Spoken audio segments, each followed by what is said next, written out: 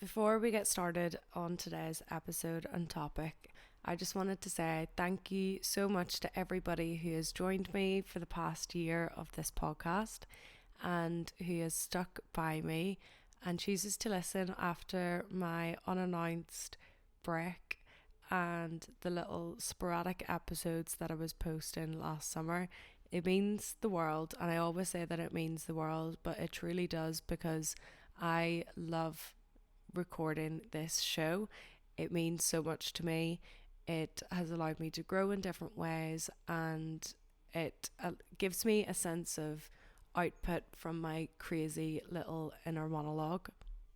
If you're anything like me, you will be absolutely lapping up January, loving the fresh start, and are ready to jump into something new or to continue with what you're doing.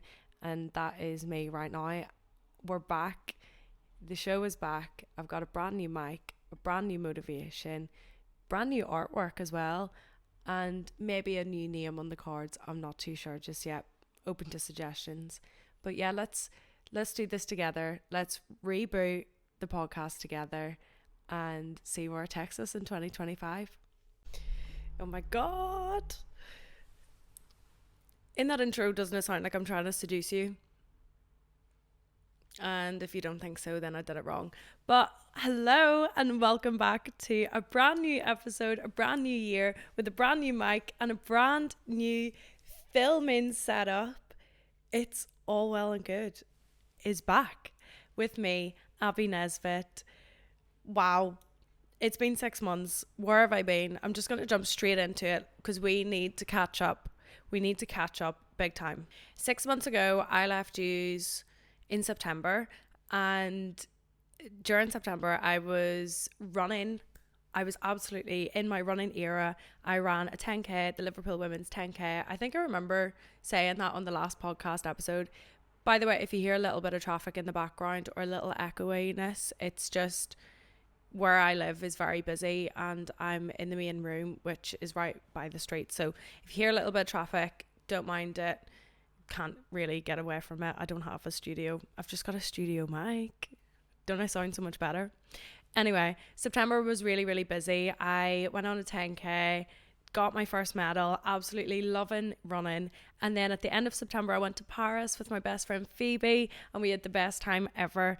Honestly, Paris is amazing. You know, the way everybody wants to move to London, I think I could definitely move to Paris. I could skip London, move to Paris. It's absolutely beautiful. It's like a sexier version of London. All of the buildings are just like that Georgian style. They're so nice.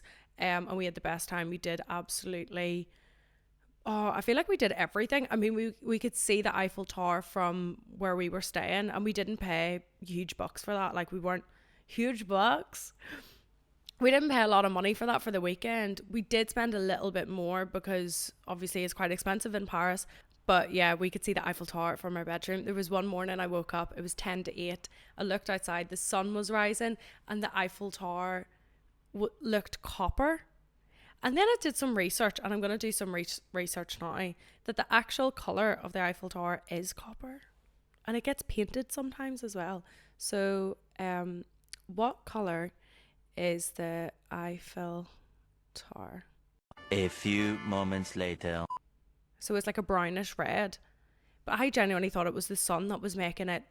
Honestly, it was like, I'm going to show everybody who's watching, and we're going to get into that in a little minute.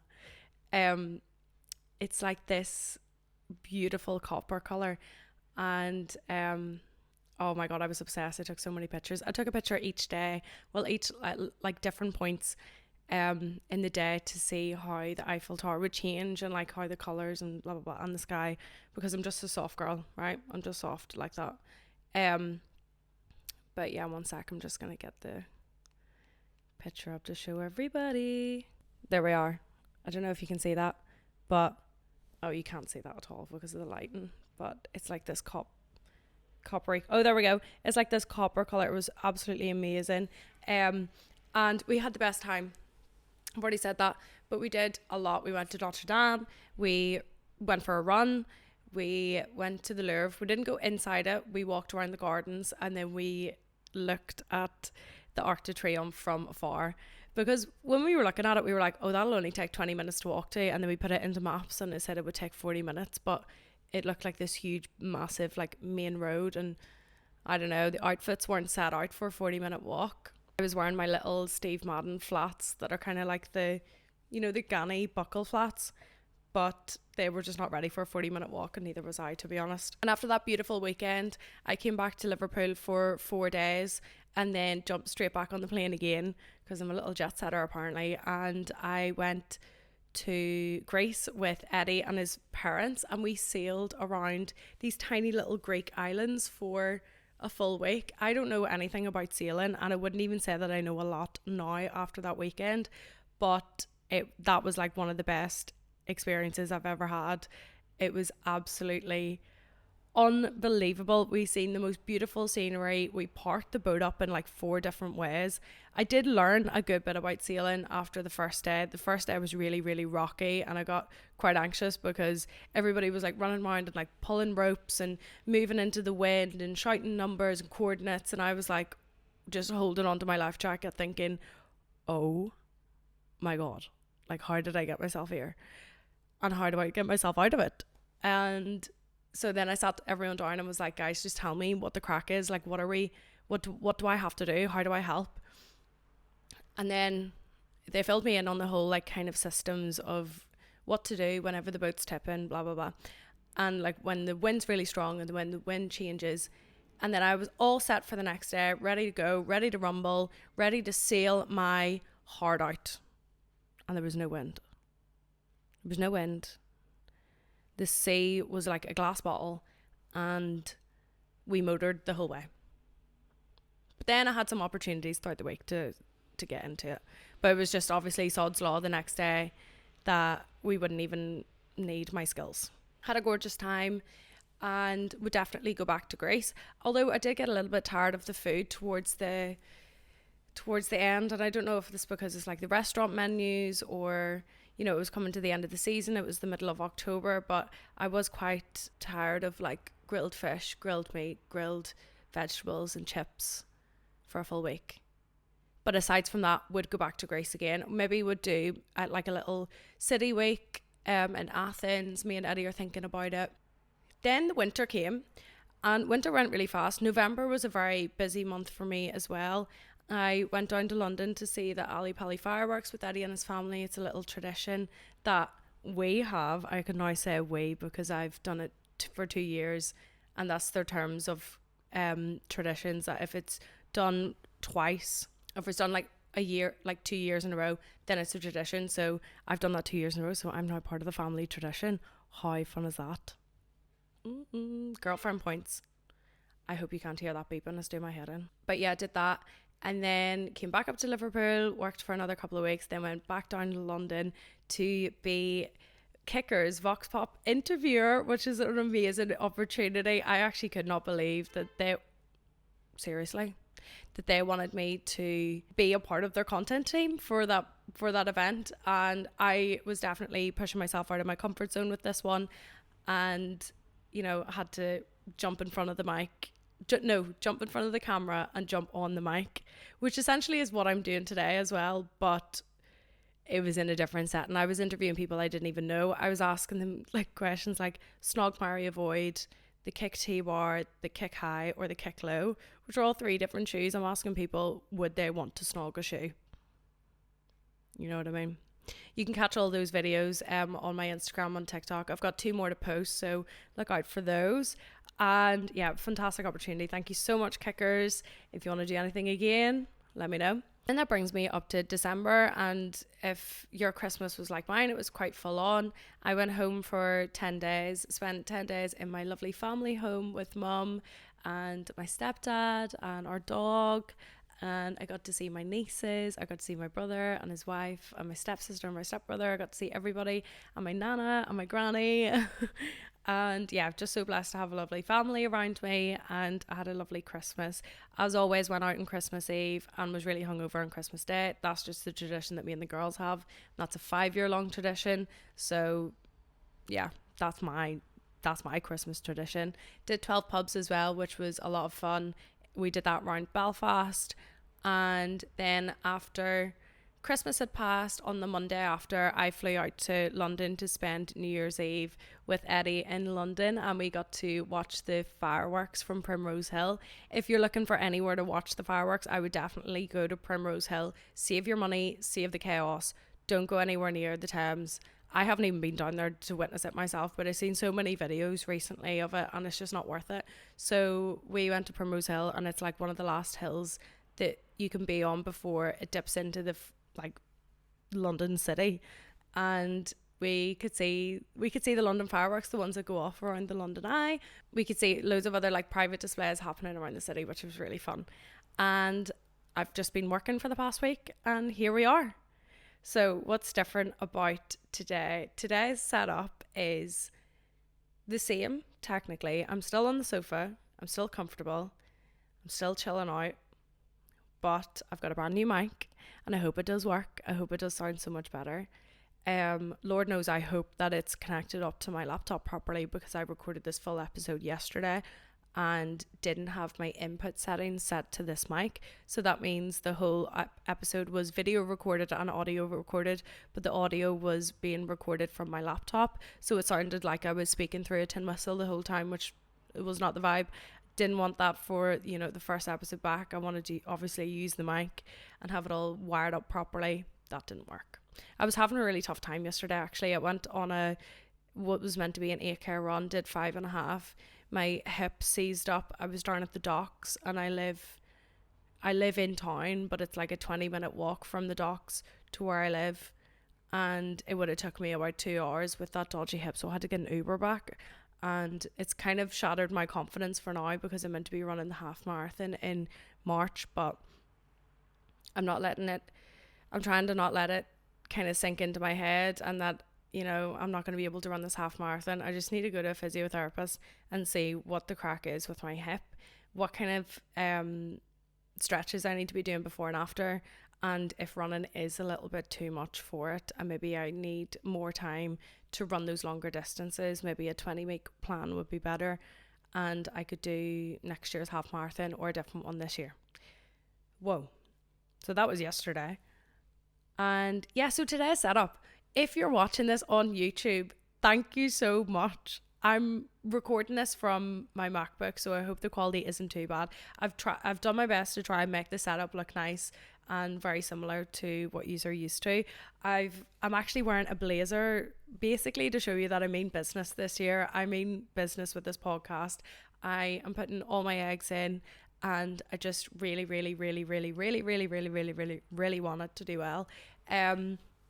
I seen this quote a couple of weeks ago by a creative, and I can't remember his name, and forgive me for that, but I sometimes post what he posts on my Instagram story, and it looks like a yellow sticky note with advice written on it. If you're a creative, as in a music artist, a DJ, like a painter, singer-songwriter, all that good stuff. And it said, you have to live before you create. And I think that's exactly what happened last summer when I started to fall out of momentum with the podcast, is that I was putting so much pressure on myself to churn out all these episodes, because my actual real life was all consuming, and it was really busy, and I was working a 9 to 5, and I was socializing throughout summer and stuff. It was really hard to fit in time for me to get my head in gear with this show and sit down and properly film it. And I just had to naturally take like an unannounced break from it for 6 months to give myself a new motivation, a new reason, and a new chance to just jump back into it, which is exactly what I have done. And I'm not going to hold myself to the same style of pressures that I had last year, but this year I do want to be posting a new episode every week on a Monday at 8 a.m. I think I'm going to go for 8 a.m. 9 a.m. is when I'm starting work, so that could be a bit chaos if something goes wrong. So I think 8 a.m. would be good, and that means you'll have the episode for the whole week, and you can listen to it wherever, like if you're in the car, if you're out for a walk, if you're just sitting in the house, you can watch it from wherever you've got connection from. You know, you've got the whole week to decide if you want to tune in. And then on the following Monday, a new episode will be there as well. So yeah, I hope you're as excited as I am. I know I'm absolutely buzzing. This is a new venture for me because I've never posted on YouTube before. And, you know, you're going to be able to see live video content. I am waving at the camera right now. And I just hope the quality is okay. I kind of like that it's not 100%. It kind of looks a bit vintage. But yeah, well, that was a massive catch up. What should we talk about? It's been a long time. It's been a long time. Actually, I'll tell you what, I know what we're going to talk about. I've written down a few things that I've learned about myself from last year. And, you know, you can take from this what you want. I've been known for giving out analogies. So there's a few analogies in here, or, you know, like not metaphors, but just ways of thinking. I always love a good chat about mindset, don't I? Like I always go into advice on your mindset. I think I'm quite a mindful person. That can be a good thing, that can be a bad thing. Sometimes I overthink, sometimes overanalyze, over observe people, put different pressures on myself to kind of be in control of situations that I can't control. And that's not in like a, oh my god, I want to control absolutely everything. That's in a, I just hope everybody gets along really well. I just hope we all have a good time. I'm just a worrier. I am just a worrier. Here are the things I learned about myself last year. Number one, you can do anything that you put your mind to. And it sounds cliche, and you've probably heard it 1,000 times before, but if you start believing that if you put your mind to it, you can do it, you will do it.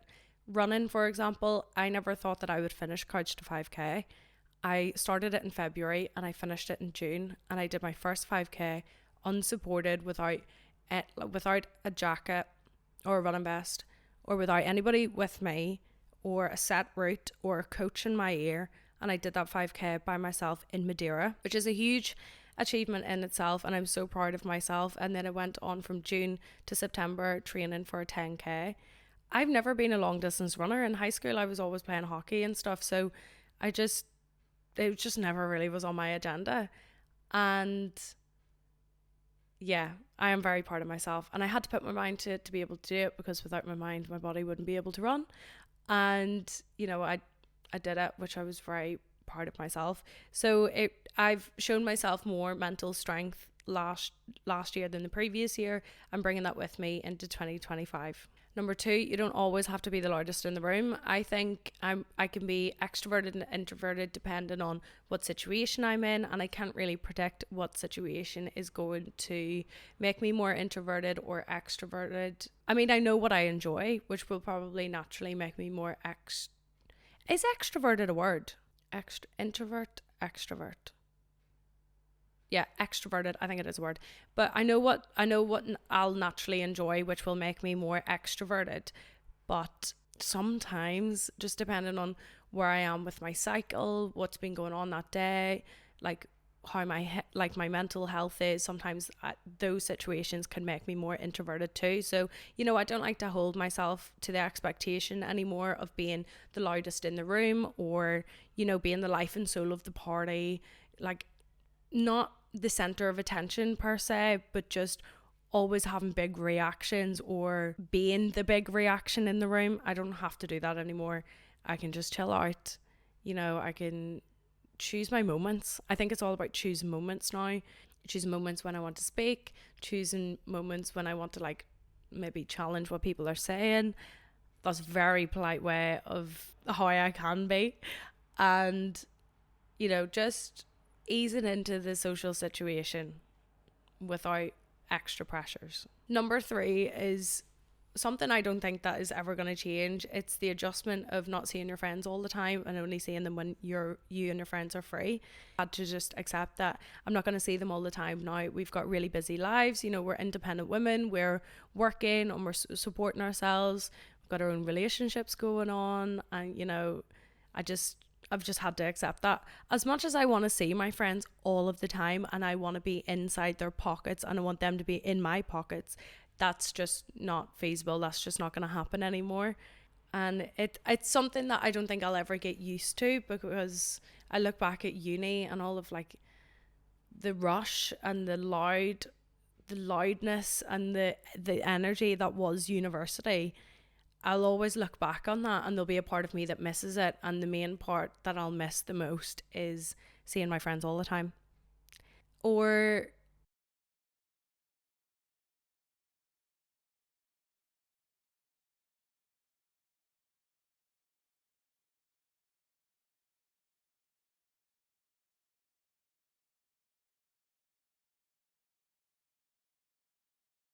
number 4, this is probably the most important one to me, and it is that I have really become in tune with my menstrual cycle. I have taken the time in 2024 to do a lot of research into the menstrual cycle.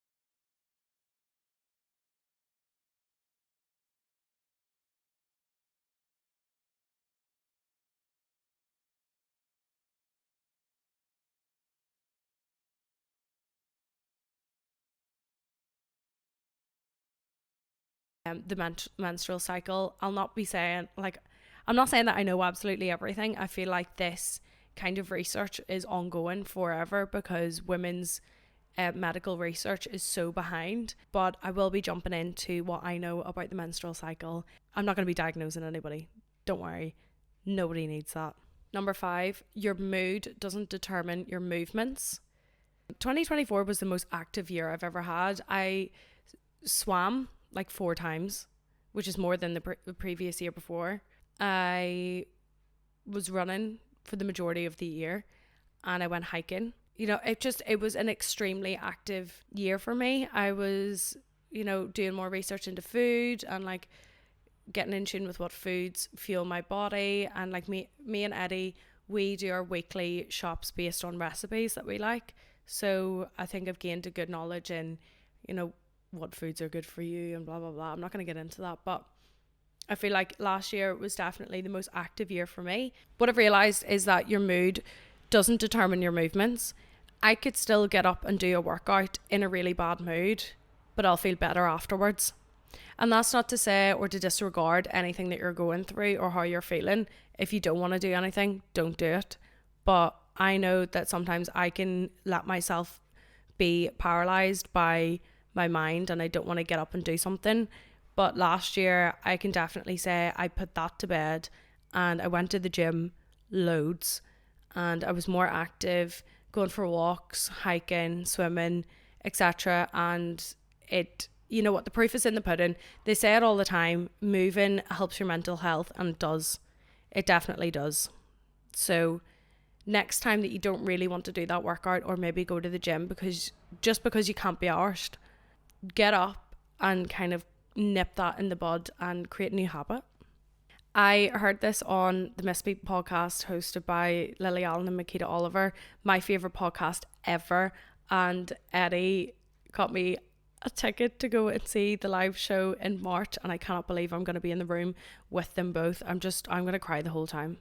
I'm going in by myself because we couldn't get 2 tickets, so we could only get 1. So I'm going to go in by myself, cry for however long it is, like 2 hours, and then come out and just probably cry more, because I just love them, and I think the podcast is absolutely brilliant. But the other day, Makita Oliver was talking about New Year's resolutions, and her friend's New Year's resolution every year, it's like just her mindset is saying yes to everything. So Makita tried it for a couple of days, and she realized how many times she says no, because when she was saying no, her auntie was like, you need to say yes. So made her realise how many times she's saying no. She was explaining this, and Lily was like, can't be arsed, I'm not doing that, I'm not saying yes to everything, I don't have the energy. And if this sounds a bit like you, it's not that you're being pessimistic or dismissive of that. It's because, and I quote, and this is like the 6th point, saying no is saying yes to yourself, protecting your peace. In 2025, I am protecting my peace. I am not saying yes to absolutely everything. I'm not going to burn myself out, hopefully, fingers crossed, and I'm just going to take it easier, just have a slower paced life. I don't need to be running at 100 miles an hour all the time. Oh my god, I shared on my Instagram story the other day, it's like a little script. Anxiety says, get ready. Me, what for? Anxiety, I don't know, just hurry. That is my life. I let anxiety chase me through everything to the point where I'm last minute, and I get to wherever I need to go to in a full on sweat and tizzy. And then when people see me, they're kind of like, are you okay? No, I'm not, because I've just spent the last hour getting ready and chasing myself around the house and then chasing myself down the street. It's so tiring, and I think that's probably 50% of the reason why sometimes I burn out, or I just don't want to be able to do anything, or don't want to do anything because I'm knackered from running around the place like a blue horse fly. But saying no is saying yes to yourself. So I'm definitely going to accept and not accept certain things based on what they're going to do for me. And that means hanging out with certain people, going to certain places, doing certain things. I don't know what I could give you as examples, but I don't really know what examples I could give you, because I don't really know if I would say yes or no to it. I don't know. Depends when it comes along. This is the biggest thing that I've realised about myself. I think I've always known this, but I think I've definitely learnt it more than ever between last year and the year before, is that I feel everything at 100%. I cry hard, I laugh harder, I love fully, like, I'm such 100% person. I used to be a tantrum kid when I was younger, so emotions are a roller coaster that's never ending for me. I just feel everything at 100%, and I've just come to terms with that. All my life I've been told that I'm overreacting, or that it's not the end of the world, Abbie, and all of those little things that you hear growing up when you're a kid. And I've just decided that that's not it. Like, that's not me. I'm not acting like the world is ending. I'm not overreacting. I'm just reacting. I'm a woman that feels my emotions at a very high rate. You know, I'm not afraid to show my emotions. So I'm not going to hold back anymore. If I am in the middle of a group and someone says something that, you know, I don't necessarily like, given whether I can be bothered or not, I'll challenge it based on what I said earlier about not being the loudest in the room. Or, you know, if I'm in this lovely situation and it makes me want to cry, I'm going to cry. I'm not going to suppress all of my emotions, because, you know, that suppression emotions, like, isn't good for anybody. It just goes deep down, and it can manifest itself in different ways. Like, you know, it can actually make you sick. It can make you ill. It can give you pain. I don't want that. I don't want to hold back parts of myself just because of other people. I'm done. I'm done doing that. I am ready to go through my life at a slower pace, but feel everything at 100% as always. And that brings me to the bottom of my list. Hopefully you can take something away from that. And I know I am definitely moving into 2025 feeling like a woman, feeling like a strong woman who has got her shit together, who is ready to take on this content creation era of her life, and who is ready to grow her career and just keep moving in this direction that I'm going in, and, you know, make healthy choices that are going to keep me heading in this direction as well. I think that will bring us to the end of this first episode. If you've joined me and you've got this far, thank you so much. It always means the world, and it hasn't stopped meaning the world just because I've stopped recording the show. I'm back. I can reassure you that I'm back. I'm reassuring myself by saying that. You can catch loads of behind the scenes content on TikTok. My TikTok is at Abbie_Nesbitt. You can follow me on Instagram if you want, at Abbie Nesbitt. And if you're watching this on YouTube, please, please, please, please, like, oh my God, no, I'm going to say it. No. No. Oh my God. Like, comment, subscribe. No, I'm not getting into that. If you like it, you know what to do. I'm not going to push you into like, commenting or subscribing. But yeah, thank you so much. Just thank you for supporting me all of 2024. And I'm really looking forward to where this show goes in 2025. And that is the end of the first episode of 2025 of It's All Well and Good with me, Abbie Nesbitt. I will see you later.